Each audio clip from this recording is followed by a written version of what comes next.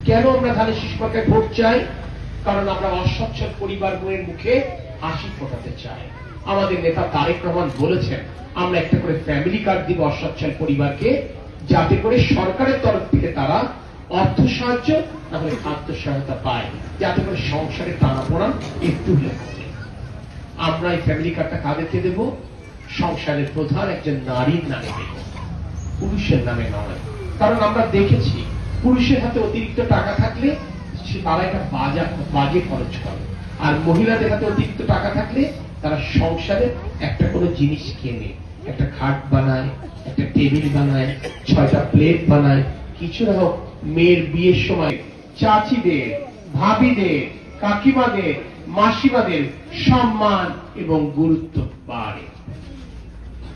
আপনাদের নিশ্চয় খেয়াল আছে, বিএনপি যতবার সরকার গঠন করেছে, আমার বাবা তরিকুল ইসলাম মসজিদ মাদ্রাসা যেমন উন্নয়ন করেছেন, উনি খুঁজে বের করে উনি শ্মশান এবং আপনাদের মন্দিরের উন্নয়ন করেছেন।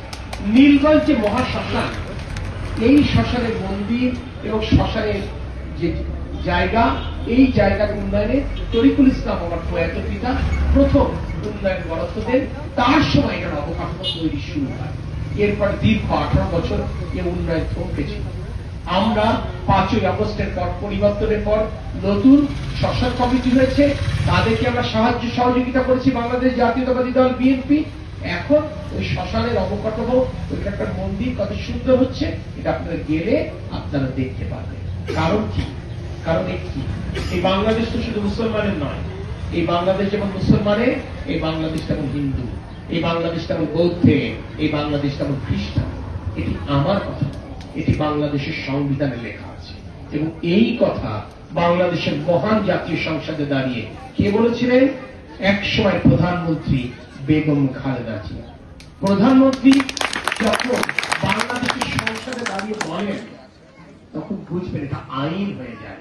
তিনি বলেছিলেন কি? এই বাংলাদেশে হিন্দু, মুসলমান, বৌদ্ধ, খ্রিস্টানের মধ্যে কোনো পার্থক্য নেই।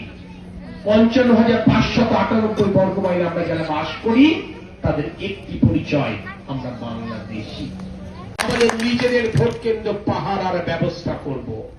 12 তারিখ ফজর নামাজ পড়ে ভোট কেন্দ্রে যাব, সবার আগে লাইনে দাঁড়িয়ে ধানের শীষ মার্কায় ভোটটি দেব ইনশাল্লাহ। একা যাব না, নিজের পরিবারের সদস্যদেরকে সাথে নিয়ে যাব, আমার প্রতিবেশীদেরকে সাথে নিয়ে আগে কথা বলবো। দলবদ্ধভাবে হাতে হাত ধরে উৎসব মুখর পরিবেশে যাব, যে ধানের শীষ মার্কায় ভোটটি দিয়ে মা বোন ঘরে ফিরে আসবো, সংসারে কাজ শুরু করব। পুরুষেরা একটা দিন প্রয়োজনে রোজা রাখবো, কিন্তু ভোট কেন্দ্র পাহারার ব্যবস্থা করব।